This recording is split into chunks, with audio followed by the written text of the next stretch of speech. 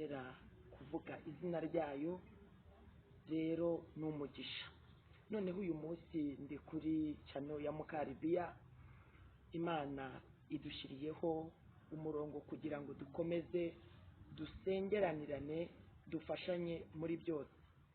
Rero mbere yuko mbasuhuza mu ijambo, reka mbanze senga Imana. Data wa twese uri mu ijuru, izina ryawe ryubahwe. Turagushimiye, tugushimiye kugira neza kwawe gukomeye, tugushimiye ineza yawe. Ntanze karibu mu buryo bw'umwuka mu izina rya Yesu kuri iyi channel. Umuntu wese uzahagera agahura n'isengesho, azahabohokere, azaharuhukire, azahashirira inyota, uzaba ananiwe, uzaba aremerewe, uzamubera igisubizo, kuko tugufite. Ntitwifuza undi murengezi, kandi sengeye uwo ari we wese kugira ngo umusesekazeho imbaraga n'imbabazi zimukurikirane. Urukundo rw'Imana rumubeho, urukundo rw'Imana rumwegere, kandi wongere umufubike bushyashya. Izina ryawe rihabwe icyubahiro. Ntaba ari njyewe rero, ahubwo ureke nkubere mikoro wivugire, maze icyubahiro cyawe cyamamare mu isi yose, mu izina rya Yesu, amina.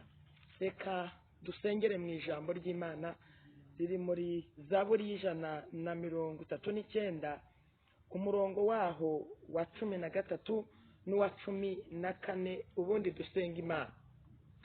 Haravuze ngo kuko ari wowe waremye ingingo zanjye, wanteranirije mu nda ya mama, ndagushimira yuko naremwe uburyo buteye ubwoba butangaza. Imirimo wakoze ni ibitangaza. Imana ishimwe. Iyi Zaburi y'139 ni Zaburi yahimbiwe umutware w'abaririmbyi, ni Zaburi ya Dawidi. Dawidi yicaye aravuga ngo Uwiteka warandondoye uramenya, uzi imyicarire yanjye, uzi imiryamire yanjye, uzi n'imisengere yanjye, uzi ingingo zanjye zose, uzi uko ndi n'uko nteye, umenyera kure ibyo nibwira. Niko Dawidi yavuze. Arangije arongera aravuga ngo inzira nyuramo zose urazizi, ngo kuko ijambo riba ritarangera ku rurimi, wowe Uwiteka wowe warimenye mbere y'igihe urarizi. Ndagira ngo nkubwire ngo Dawidi uyu munsi ntaba ari we, ahubwo aba ari wowe, ahubwo aba ari njyewe. Uvuge ngo Imana iranzi, aho najya hose iranzi, uko ngenda kose iranzi, nuko ntekereza kose Imana iranzi. Nawe aba ari wowe winjira muri iyi Zaburi y'139 urebe uburyo ki uri igitangaza. Rero ndagira ngo nkubwire ngo uremwe mu buryo butangaje.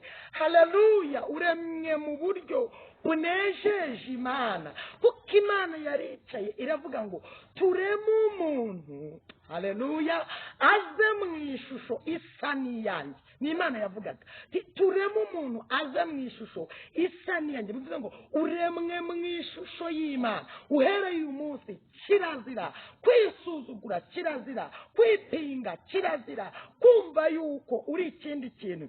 Waremwe mu ishusho y'Imana. Niba uri ishusho y'Imana rero, aho ujya hose Imana irakubona, aho wicara hose Imana irakubona. Ibikugora irabizi, ibikunanije irabizi, ibidafite ishusho ku buzima bwawe irabizi. Mu yandi magambo, wicyura icyo n'icyo uzaba cyo, Imana igizene irakizi. Ngo kuko ari wowe waremye ingingo zanjye, wanteranirije mu nda ya mama. Ndagira ngo unezezwe nuko Imana yakuremye. Amaguru ufite, amaboko ufite, umusatsi ufite, uko uteye ukiva mu nda ya mama wawe, niko Imana yabishimye. Mu yandi magambo, unyurwe n'ukuri, maze uzamura ishimwe. Dawidi waravuga ngo ndagushimira yuko, haleluya, naremwe uburyo buteye ubwoba butangaza. Uri igitangaza cy'Imana. Niyo mpamvu Imana ikubwira ngo mwana wa, uri igitangaza cy'Imana. Niyo mpamvu Imana ikubwira ngo ngwino ngutume. Uri igitangaza cy'Imana. Impamvu nicaye kuri iyi kamera nuko ndi igitangaza cy'Imana. Haleluya! Ndemetse mu ishusho y'Imana, nuzura umwuka wera kuko ndemwe mu ishusho y'Imana. Imana ishimwe. Ndi umuntu ufite amaso, amaboko n'amaguru, mfite intekerezo. Ntabwo ndisha nk'inka, oya, ntabwo. ugenda uko ubishatse kuko uremwe mu gitangaza cy'Imana. nagira ngo nkubwire ngo wongere wumve izindi mbaraga. wari uzi yuko uri igitangaza cy'Imana? ni ukuri uri igitangaza cy'Imana. ntihazagire ugusuzugura, ntihazagire ukuvuga nabi, ntihazagire ukwita andi mazina, ntihazagire ugutwara uko abyumva. uratangaje. iyo uza kuba inka uba uri kuribwa, iyo uza kuba ingurube uba wigaragura mu kiziba, iyo uza kuba itungo runaka waribwa, iyo uza kuba inyoni uba mu kirere. ariko igitangaza cy'Imana, Imana igishakira ubwugamo, ikagishakira ubwihisho. Imana ishimwe cyane. rero ntaho wahungira, Imana hose ibihari. aho ujya hose ni ukuboko kw'Imana. reka nsoreze mu Gutegeka kwa kabiri igice cyaho cya 31 umurongo waho wa 8. Uwiteka ubwe azakujya imbere, azabana nawe, ntazagusiga, ntazaguhana. ntutinye, ntukuke umutima. narinje kukubwira ngo uri igitangaza cy'Imana. Imana izakujya imbere, Imana ntizaguhana. ntutinye, nukuri, ntukuke umutima. niko Uwiteka avuganye nawe. Imana ishimwe. bitewe n'uburyo turemwemo, bitewe n'uburyo turi ibitangaza by'Imana, ongera wasura andi magambo meza ku buzima bwawe.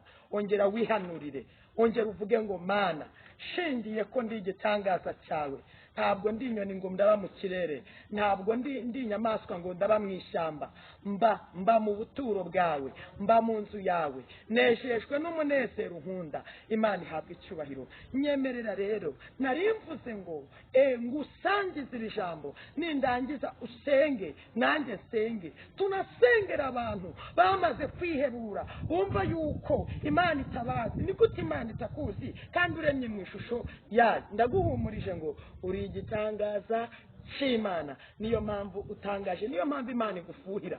impamvu Imana igufuhira ni uko ufite isura yayo. impamvu Imana igufuhira ni uko ufite uburanga bwayo. impamvu Imana igufuhira ni uko uri uwo kuyinezeza, ntabwo uri uwo kugenda uko ubyumva. dusenga Imana. Uwera wa Isiraheli, Imana ikomeye, ndagushimiye kubwira ijambo, ndagushimiye kubw'icano. izina ryawe rihabwa icyubahiro. haleluya. izina ryawe ni ryamamare. uyu muntu nsengeye nanjye nisengera, ni igitangaza cyawe. ubwo ari igitangaza cyawe, mukureho ibimunaniza, mukureho ibimugoye, mukureho ibimuruhije. hindura ubuzima bw'umwuka, hindura ubuzima bwo gusenga muri we. yuzure imbaraga, yuzure umwuka wera, yuzure imbaraga zawe, imbaraga ikurimo. reka yongere yinjire muri we. yari yaragutekarije icyizere, none asanze ari igitangaza cyawe. none asanze wari umuzi, akiri urusoro mu nda ya nyina, asanze ari igitangaza, asanze yararemwe mu buryo butangaje, asanze warakoresheje mama we kugira ngo avuke.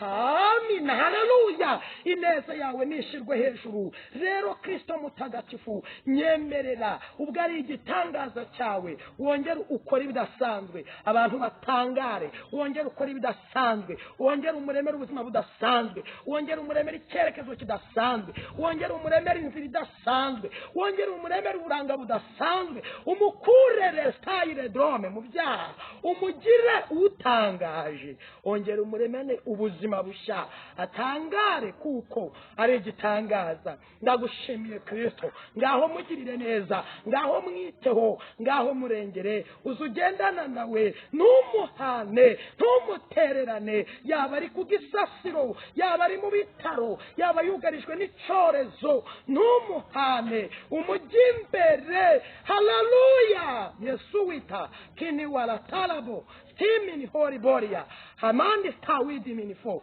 Imana ishimwe kuko turemwe mu gitangaza. urakoze urakarama kuko ubyumvishe mu izina rya Yesu, amen. nkurikirana kuri channel Mukaribia TV na nimero ya telefone ya 078 7